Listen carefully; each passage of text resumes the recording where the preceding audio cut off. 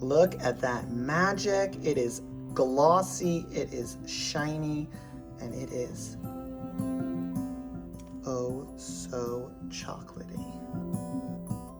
Hey everyone, I'm Cohen reporting from my tiny ass New York City apartment kitchen. Today I'm going to show you how to make my chewy sumac brownie cookies. Super delicious, super chocolatey, super easy to make. I'm going to walk you through everything, but first let's give a little context. So you're probably thinking, other than this gorgeous Hanukkah sweater, what do brownie cookies have to do with Hanukkah? Well, to you, probably nothing. But for me, brownies have become so integral to the way I celebrate Hanukkah. The reason being is I started throwing this huge party every year. Don't worry, it's not happening this year. But at the end of the meal, I would go around with these giant platters of sumac brownies for my guests. It was kind of that perfect, easy dessert that you could make that people would love and go crazy for. But at the end of the day, it wasn't that much extra work when you're frying hundreds of latkes.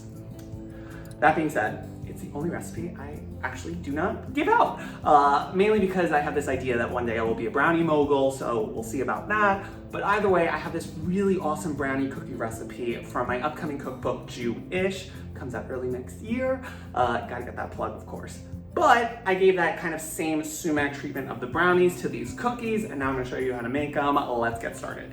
The recipe is actually super easy to come together. You're just making a ganache of dark chocolate and olive oil, making a little mixture of eggs and white and brown sugar, and for our dry, just a little bit of flour, baking powder, salt, and sumac.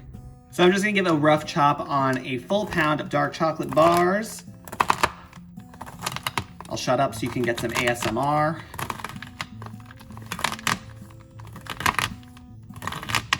And to this pound of chocolate, I'm just gonna pour over 1/3 cup of olive oil. I know, you're probably thinking, why not butter? Well, olive oil, because it's Hanukkah. Festival of lights, festival of oil. It's gonna make a great ganache.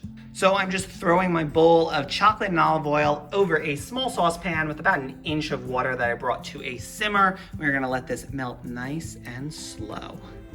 Meanwhile, let's get our dry ingredients together. I have 3/4 cup of all-purpose flour. We're gonna throw in 1 teaspoon of baking powder, 1.5 teaspoons of kosher salt, and 2 teaspoons of ground sumac. We'll give it a little whisk to incorporate and then set it aside. All right, let's take a moment to talk about sumac. If you've never had it before, if you've never baked with it before, now is my chance to wax poetic. I'm obsessed with this. My husband, who's Persian, introduced me to this spice because it's typically you'd find it at kebab houses, sprinkled on grilled meats, that ultimate condiment. I typically would compare it to, in the same way in New York at a slice shop, you have the little jars of oregano or garlic powder. At any Persian restaurant, there is a thing of sumac.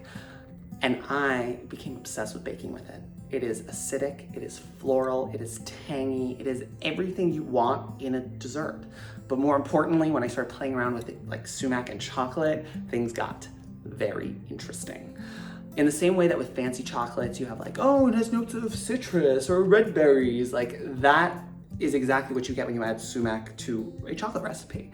So to put it very simply, it makes chocolate taste like good chocolate, and it makes good chocolate taste like great chocolate. So it's gonna be your new favorite addition to any baking recipe with chocolate, and you don't really taste it. It's not you taste so much sumac because I'm not adding in so much sumac. It's just enough to add in those beautiful floral tart flavors. All right, let's get this dough together. I'm gonna start by cracking in 4 eggs. Oh, this is a great moment for an up close of my everything bagel nails. Very cute, very holiday themed.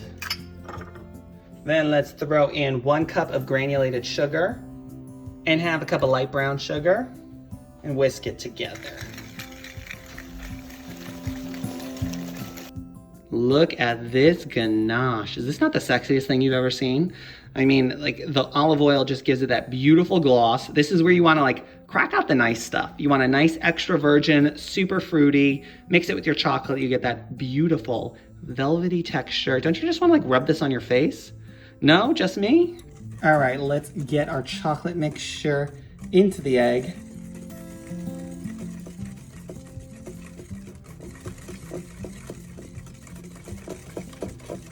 Typically start with just a little to make sure the eggs are tempered, and then just scoop it all in.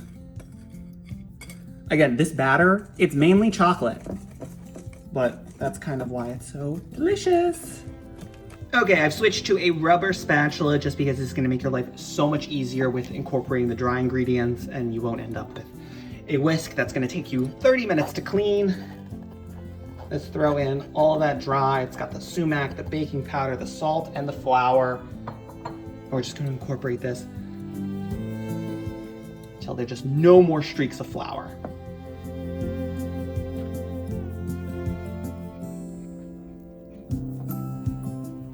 There's something very hypnotizing about just like watching any type of brownie or brownie cookie batter come together. I'm just throwing on some plastic wrap and we're gonna pop this into the fridge for 45 minutes. That is the magic number. Any less and your dough will be still too soft, any more and it will get rock hard and be much more difficult to scoop. So I'll see you in 45 minutes. Time has passed. The dough is nice and chilled and firm. Let's scoop. And of course we are using, I guess let me take the salt pad off. Bloop. The beautiful new 5-2 sheet pan. Very excited to play around with it. I love a sheet pan. I pretty much do all of my cooking and baking on it. So let's get scooping. We're gonna scoop 2 tablespoons size little cookie drops. Last but not least, you gotta throw on some flaky salt. A little bit of salt with chocolate, always a good idea. And we're ready to bake. We're gonna bake this at 350 for about 10 to 12 minutes until the cookies are just set and still like super fudgy in the middle. All right, look at these gorgeous cookies. All right, little hack. As soon as they come out of the oven, grab a small bowl or ring cutter, and if you want them super smooth, give them a little roll.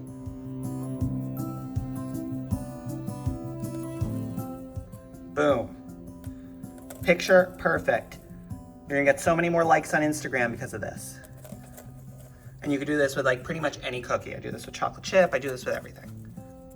While the cookie's cool, I feel like this is the perfect time to talk a little bit about the story of Hanukkah. I know a lot of people are familiar with like lighting the menorah, frying the latkes, but I think it's very relevant and very important to talk just a little bit about like what is so important about Hanukkah or about the fact that oil lasted for 8 days, and that's because it's so much more than this idea of like we're celebrating a miracle. We're not celebrating a miracle. We're celebrating a rebellion. We're celebrating the fact that the Maccabees, a group of Jewish rebels, overcame their oppressors in the Seleucid Empire. This was a time in which Judaism was outlawed. We were being forced to assimilate, and the story of Hanukkah is the story of us overcoming that oppression and just really celebrating our right to exist. And I think that's something that's super relevant in today's world and a great jumping off point to so many conversations about everything. So I'll leave it at that. Take a look at this cookie. Is this not gorgeousness? All right, let's break it in. Wow. Oh my God. Food 52. I'm obsessed with this sheet pan. I'm like, this is not even a joke. I can't believe how fast it cooled off. The pan is like, I mean, I'm lifting it up and it literally came out of the oven 5 minutes ago. All right, I see you. And there you go. These are some really awesome chewy sumac brownie cookies. Perfect for Hanukkah, perfect for, I mean, literally any time of year. But only one last thing to do. Let's give it a try. Boop, boop, boop. Oh my God. It tastes just like the edge pieces of the brownie. I mean, I'm a center boy, but like, if you love like edge pieces, and I mean, I love these cookies. Sumac chocolate, it just tastes so good. I'm gonna eat the whole tray now. I mean, that's a 2020 moment for me if there's ever one. Oh my God, this is like my 10th take of this. So as you can see, I've literally just eaten all of these cookies. This is my day. Well, there you have it. Chewy sumac brownie cookies. They're so easy and they're so delicious. I'm telling you, you have to make these for Hanukkah. If you want the recipe, head to food52.com. And if you like this video, my name is Jake Cohen. If you didn't like it, my name is Emma LaPeroux. Have a happy holidays.